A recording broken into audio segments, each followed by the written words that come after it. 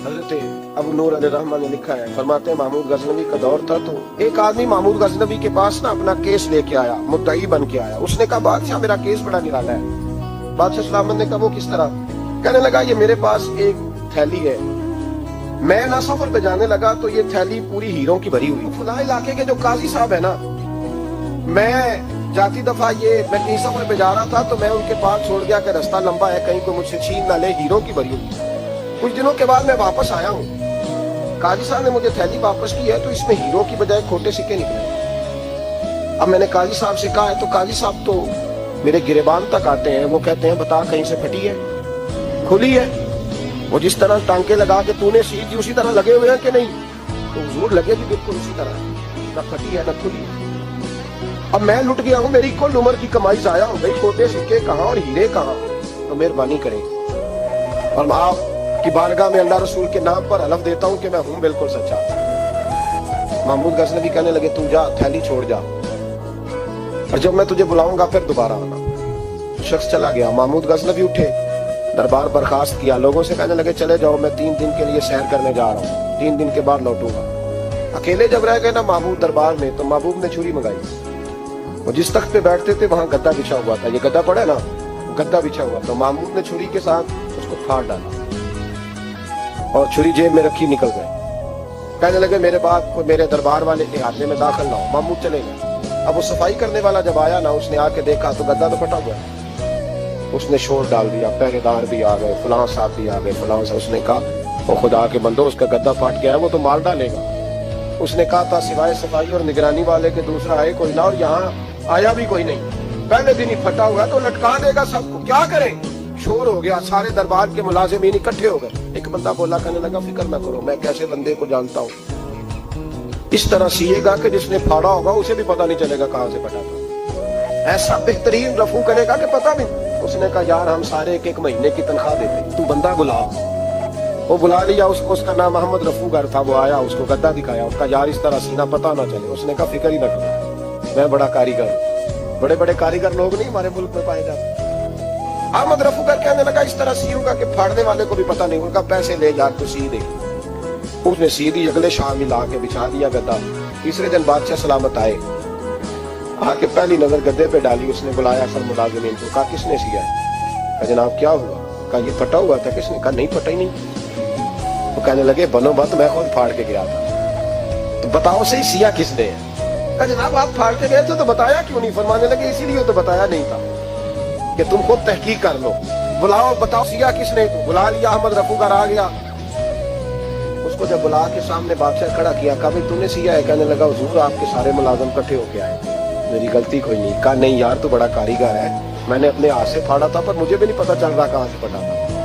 अच्छा ये बता, ये थैली जो है ये भी तूने सी थी?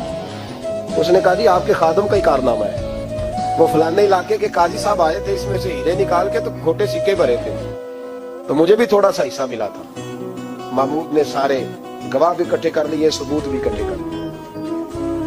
फिर काजी को बुलाया, पहले सारे सबूत और गवाह केस हल कर लिया। फिर हमारे यहाँ ये हाल होता है कि मुदई 2-3 हफ्ते के बाद खुद ही हाथ बांध जाता है, कहता तुसी मेरी जान छो, मुझे फड़ो भावे ना पड़ो। वो कहता है मुझे माफी दो, मैं रहा। जुल्म है ना, जुल्म ज्यादती है कि जो बेचारा इतने सवाल मुजरम से भी होते जितने मुदई से होते। आप यकीन करें इतने सवालात होते, बेचारा हंस जाता है। ये तरीका दुरुस्त नहीं है कि लुट गया और दूसरा तरह तरह के सवालों के जवाब देता फिर बेचारा। सारे सबूत इकट्ठे करके काजी साहब को बुलाया, तन्हाई में ले जाके महमूद गजनवी ने कहा काजी साहब आपसे गलती हो गई, गरीब आदमी था, वो लुट गया है, उसने तो बड़ी मुश्किल से कुछ हीरे जमा किए थे और उसकी कुल कायनात थी, तो आप उसका माल उसे दे दे। बात का तो काजी साहब कहने लगे आप मुझ पे इल्जाम लगाए, सवाल ही नहीं पैदा होता। आप मेरी दाढ़ी देखें, आप मेरा एजाज देखें, दुनिया जानती है। मैं इसको कहा काजी साहब इंसान भूल ही जाता है, बंदा भूल जाता है, गलती होगी मान ले। कहा नहीं सबक, कहा मैं तन्हाई में पूछ रहा हूँ, मैं उस वक्त पूछ रहा हूँ जब दूसरा मौजूद कोई नहीं। आज तौबा कर ले, मैं कुछ नहीं कहूंगा, तू मेरी जुबान पे एतबार कर, तुझे पता है मैं जो कहता हूँ उस पे अमल भी करता हूँ, बाज आ जा। पर काजी ने कहा नहीं मेरी गलती कोई नहीं। महमूद ने फिर बड़े दरबार में बुला लिया। मजमा आम में मोहलत के दिनों में जो तौबा कर ले वो बच जाते हैं, लेकिन लोग रुस्वानियों के दिनों में फिर वापस लौटते हैं अगला घर देख के, फिर हालात और तरह के हो चुके होते हैं। जब बड़े दरबार में काजी को बुलाया, भाई तू मानता है कि नहीं? उसने कहा नहीं। तो कहा बुलाओ अहमद रफू घर। जब अहमद रफू घर आया तो बूढ़े काजी की टांगे कांपने लगी, जुमले टूटने लगे, लफ्ज जमीन पर गिरने लगे, बात सही नहीं होती, जुबान लड़खड़ाने लगी। महमूद कहने लगे काजी मैंने तुझे कहा था वहां मान जा बात, अब बड़े दरबार में बोल। जब काजी साहब की गर्दन खुद ब खुद झुक गई तो दुनिया समझ गई। कहा निकल जा मेरे दरबार से। महमूद बोले निकल जा, इतनी तुझे इज्जत दी, इतनी बड़ी तनख्वाह दी, काजी बनाया, ये छोटी सी रकम के लिए, थोड़ी सी रकम के लिए तो बददियानत हो गया, चल चला जा निकल। काजी दरबार से निकला तो लोग लानते बरसाने।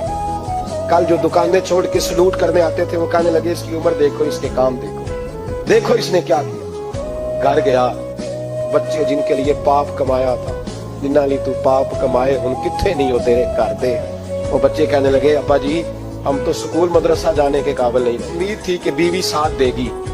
वो कहने लगी मैं मेके कैसे जाऊंगी, गली की औरतें तरह तरह की बातें बनाती हैं। और भाई कामयाबियों के बड़े सरबराह होते हैं, कोई कामयाब हो जाए तो सारे कहते हैं मेरी सपोर्ट से हुआ है। नाकामियां हमेशा यतीम होती है, नाकामियों का कोई सरबराह नहीं होता। जब तक तो काजी था तो बड़े बात थी, हर बंदा कहता था रिश्तेदार है। रुसवाई हो गई तो वो तेरी आंख हो या संगे मलामत की चुभन, कौन पहुंचा है मेरे दर्द की गहराई तक।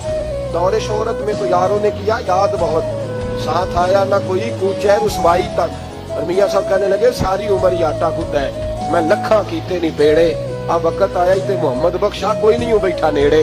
हालात ही बदल गए। काजी खामोशी से अंदर चला गया, अपनी रुसवाई समेट के बिस्तर पे लेटा।